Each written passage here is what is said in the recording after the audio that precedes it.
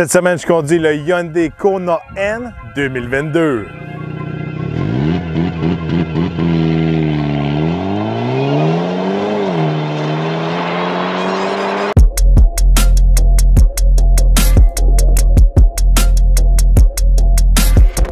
Pour 2022, Hyundai offre une nouvelle version du Kona, le N.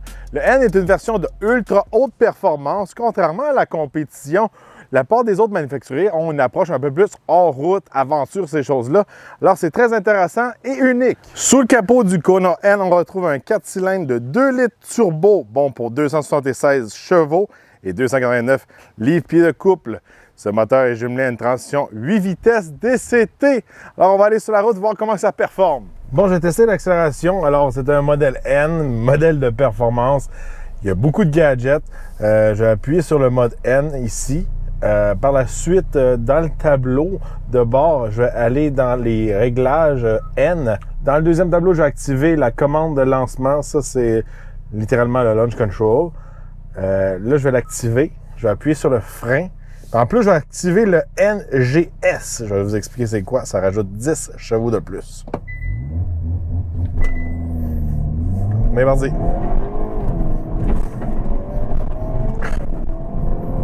Et voilà. Beaucoup de torque steer, c'est un traction avant. Regardez, on peut faire le 0 à 100 en environ 5,2 secondes dans ce coin-là. Ça décolle bien, ça a plus de mordant, je pourrais dire, qu'une Elantra N. Il gère mieux, je pourrais dire, là, son patinage, ces choses-là.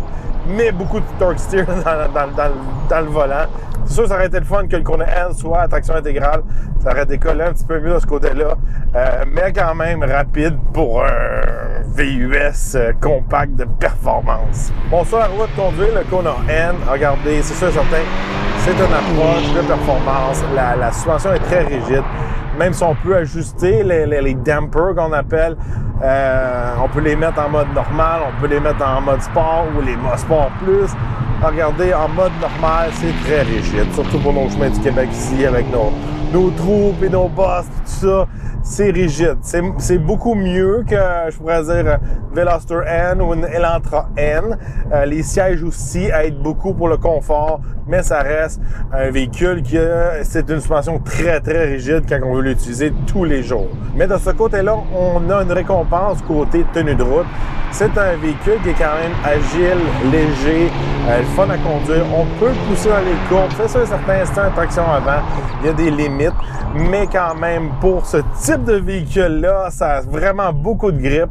Je pense que c'est un des petits VUS que je pourrais dire qu'on peut facilement l'amener à la piste de course puis il va quand même bien se débrouiller. De ce côté-là, le seul véhicule qui se rapprochait vraiment du style que je pourrais vous dire comme de conduite, c'est la Mercedes GLA AMG que j'avais conduit l'été passé. Une espèce de VUS hatchback. C'est sûr certain que la Mercedes est très supérieure au produit Hyundai, mais elle était le double du prix, mais c'est environ le même gabarit, un peu le même style d'approche. Fait que de ce côté-là, c'est quand même plaisant. Regardez, là, je suis dans des courbes, vous voyez, ça tient bien. Où je pointe le volant, ça y va, c'est le fun. Là, je vais embarquer sur l'autoroute, puis on va voir si ça fait une différence. Peser sur le fameux NGS. Il y a une petite différence, Bon, parlant des gadgets, parce que là, je viens de l'utiliser. Le fameux NGS, qu'est-ce que c'est? C'est le bouton rouge qu'on retrouve sur le volant. Ce bouton-là, c'est le N-Grind Shift. Fait que pendant 20 secondes, ça nous donne une espèce de overboost, je pourrais dire, côté turbo. Ça va nous donner 10 chevaux de plus. C'est un bouton qui est cool, ça fait un peu Formule 1, tout ça. C'est le fun de ce côté-là. On a deux autres boutons aussi, un N à la gauche. Celui-là, ça va être pour changer nos modes de conduite. Éco, sport, normal, etc. On a un autre bouton à côté du shifter ici au milieu. On peut faire la même chose avec. Après ça, on a le bouton à droite. On a un autre N. Là, c'est les configurations qu'on a préétablies. Donc là, avec nos configurations qu'on a préétablies, là, on peut jouer vraiment dans l'écran N. Là, on peut changer comment que le moteur va réagir, la direction, la suspension, la transmission, le différentiel, le système de traction, le son de l'échappement et aussi l'affichage à haute tête. Fait que ça, c'est très cool. technologie qu'on retrouve dans des SRT, des modèles BMW, des modèles qui vaut le double du prix, mais là, on l'a dans un packaging plus abordable. J'aime beaucoup ça, cette approche-là que Hyundai offre au marché des enthousiastes. Bon, côté design extérieur, on peut constater facilement que c'est un N. Le modèle est vraiment plus agressif qu'un Kona ordinaire. Le devant est plus agressif. Des grosses entrées d'air, des gros détails un peu partout. C'est agressif. On a des lignes rouges qui partent d'en avant jusqu'à l'arrière. Même chose sur les côtés. On a des jantes un petit peu plus sport. On a des gros freins avec des étriers rouges. Des pneus qui ont du mordant. Des Michelin. Quand on passe à l'arrière, même chose. Le pare-choc arrière est plus sport. On a des gros embouts d'échappement. On a un aileron à l'arrière un peu plus agressif avec la lumière en arrière un peu au centre, un peu à la style Formule 1. C'est très cool de ce côté-là. On peut facilement dire que c'est un N.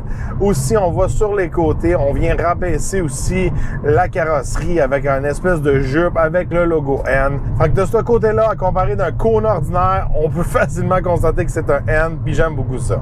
Une fois à l'intérieur du Kona N, on a des beaux sièges en Suède avec des coutures bleues. J'aime beaucoup ça. Ils sont beaucoup plus confortables que les sièges qu'on retrouve dans la Veloster N ou la Elantra N qui sont très, très agressifs. Là, on vient plus en mode un peu, je pourrais dire, VUS. Pour l'utilisation de tous les jours, ces sièges-là sont vraiment meilleurs. Surtout si c'est un gros gabarit comme moi, là, les autres sièges qu'on retrouve là, dans les autres modèles N sont beaucoup trop agressifs si on les utilise tous les jours. Si on va à la piste de course puis on l'utilise seulement le week-end, c'est bien, mais pour utiliser tous les jours, c'est très, très, très agressif. Fait que de ce côté-là, c'est un plus, ça remonte le confort. Regardez, le reste de l'intérieur, là, une fois, comme je vous ai dit, on a parlé du volant. On a les paddle shifters pour changer les vitesses en arrière du volant. On a les cadrans qui changent selon le mode, ces choses-là. L'écran qu'on a au milieu, c'est un écran Hyundai qu'on retrouve dans pas mal toutes les Hyundai.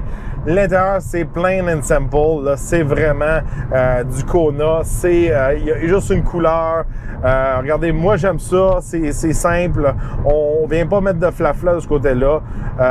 C'est pas extraordinaire, mais ça fait la job. On a une place pour charger notre téléphone. On a des sièges chauffants, volant chauffant. Pour le ça, tous les boutons sont faciles à utiliser. Climatisation, l'écran, tout ça, c'est simple à utiliser. Si on passe à l'arrière, quand même un bon espace. C'est un espace qui est quand même supérieur si on le compare à des véhicules un peu plus comme un Veloster ou un Golf, ces choses-là. On reste dans un VUS. Même chose pour la valise. On est plus haut de terre, fait qu'on peut mettre plus de stock plus en hauteur. C'est un véhicule qui vient remonter un peu le côté pratique, mais en nous offrant la performance. C'est assez intéressant. Bon, côté économie d'essence, j'ai environ fait du 9 litres au 100 km. J'ai pas été super gentil avec cette semaine. Je suis sûr qu'on peut le descendre plus bas que ça, dans le 8 peut-être, même peut-être dans le 7.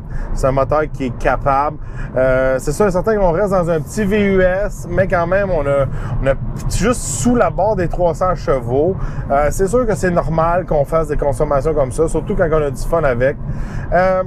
C'est pas la meilleure économie d'essence, c'est sûr et certain, c'est la version performance, mais quand même, on reste sous les 10 litres au 100 km, fait que c'est quand même décent. Côté prix, le Kona N n'a pas d'option. Il vient tout le temps full equip, je pourrais dire. Le modèle à l'essai cette semaine est d'une valeur de 42 538 $.